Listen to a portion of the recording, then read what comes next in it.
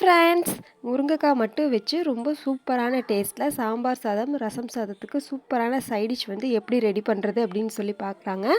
பாருங்கள், நான் 2 முருங்கைக்காய் எடுத்துருக்கேன். இது நல்லா பெரிய சைஸில் இருக்க முருங்கைக்காய். இந்த முருங்கைக்காயை வந்து ஒரு 4லேருந்து 5 பார்ட்டாக நல்லா இது மாதிரி கட் பண்ணி எடுத்துக்க போகிறோம்.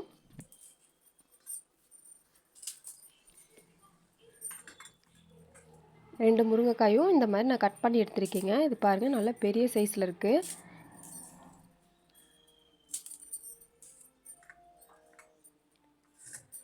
இந்த மாதிரி கட் பண்ணி எடுத்துகிட்டு இந்த முருங்கைக்காயை வந்து இந்த மாதிரி சென்டராக கீறி எடுத்துக்கலாங்க. இதை வந்து ரெண்டாக இந்த மாதிரி எடுத்துக்க போகிறோம். இருக்கிற எல்லா முருங்கைக்காயும் இந்த மாதிரி ரெண்டாக பிரித்து எடுத்துட்டுங்க.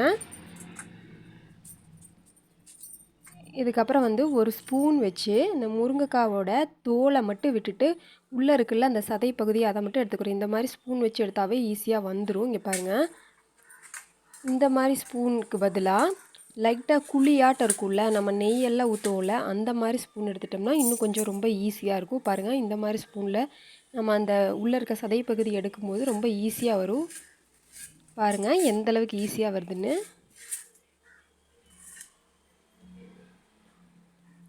இதே மாதிரி முருங்கைக்காவோட அந்த மேலே இருக்க தோலை மட்டும் விட்டுட்டு உள்ளே இருக்க சதையெல்லாம் எடுத்து வச்சுருக்கேங்க. 2 முருங்கைக்காயில் எனக்கு இந்த அளவுக்கு கிடச்சிருக்கு.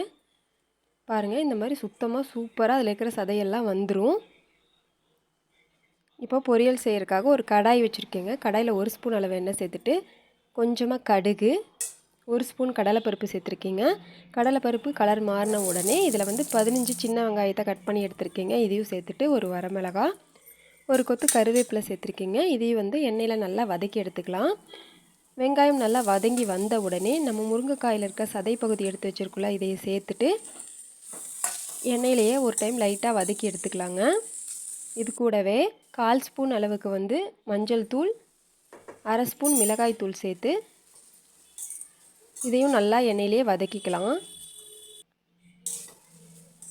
பாருங்கள், இந்த அளவுக்கு நல்லா வதக்கிட்டு இப்போ வந்து முருங்கைக்காய் வேகறதுக்கு தேவையான அளவு தண்ணி சேர்த்துக்க போகிறோம்.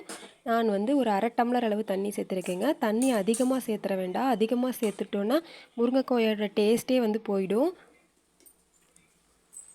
இதுக்கு தேவையான அளவு உப்பு சேர்த்துட்டு ஒரு மூடி போட்டு ஒரு 10 நிமிஷம் வேக வச்சு எடுத்துக்கலாங்க. தண்ணி சுண்டுற அளவுக்கு. தண்ணி மட்டும் வந்து அதிகமாக சேர்த்துற வேணாம்.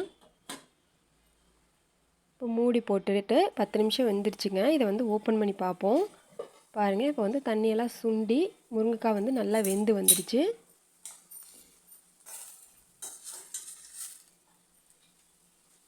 இந்த ஸ்டேஜில் நான் வந்து 1/2 கப் அளவுக்கு வந்து தேங்காயை வந்து துருவி எடுத்துருக்கேங்க. இதையும் சேர்த்துக்க போகிறோம். அவ்வளோதாங்க, சூப்பரான டேஸ்ட்டில் வந்து ரெடி ஆகிடுச்சு. இது முருங்கைக்காயில் செஞ்சது அப்படின்னு சொன்னால் யாரும் நம்ப மாட்டாங்க, அவ்வளோ சூப்பராக இருக்கும்.